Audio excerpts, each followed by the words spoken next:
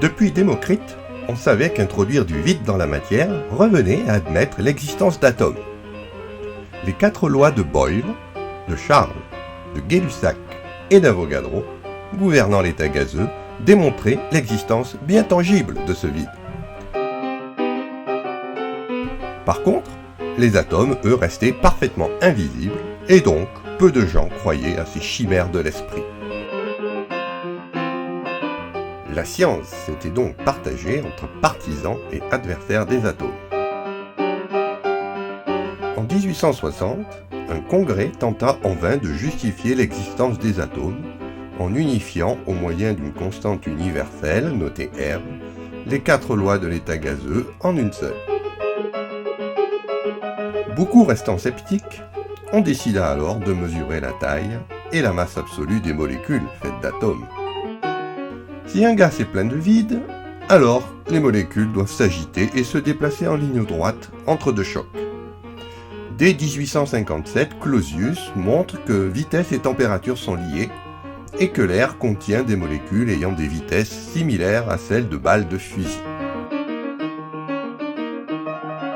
1859, Maxwell établit un lien entre viscosité et densité d'un gaz et trouve que 2 molécules d'air parcourent 100 milliardièmes de mètres avant de se cogner.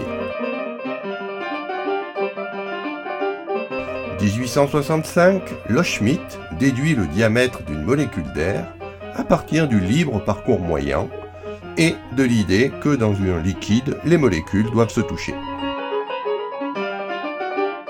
Il trouve une valeur extraordinairement petite de 0,6 millionième de millimètre pour l'air. 1873, Van der Waals relie le volume des molécules au petit écart observé par rapport à la loi universelle, ce qui permet d'évaluer leur diamètre de manière plus précise. La valeur effarante de 36 millions de milliards de molécules par mètre cube est baptisée nombre de Loschmidt.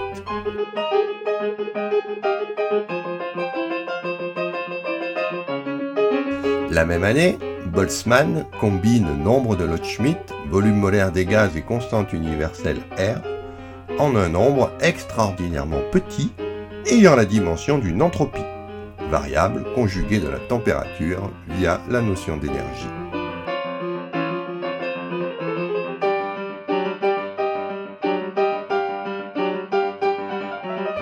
« 1894, la bataille entre partisans et négationnistes de l'atome fait rage. Pour bien distinguer le monde moléculaire inobservable en raison de la taille ridicule des atomes du monde macroscopique observable, Ostwald, farouche adversaire de la théorie atomique, propose d'appeler mol le volume universel de 22,4 litres occupé par tous les gaz dans des conditions standards de température et de pression.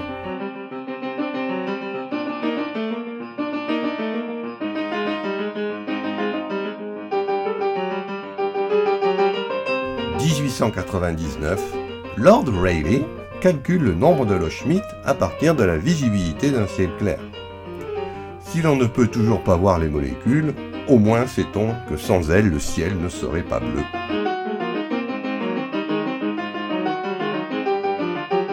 De grands savants de l'époque refusent que les lois mécaniques réversibles d'un monde atomique invisible puissent expliquer l'irréversibilité du monde visible. Mais ces refusniks de l'atome vont devoir céder sous la pression d'une vague quantique qui s'apprête à déferler et qui va rendre caduque cette querelle entre les adeptes du tout énergie et ceux du tout matière.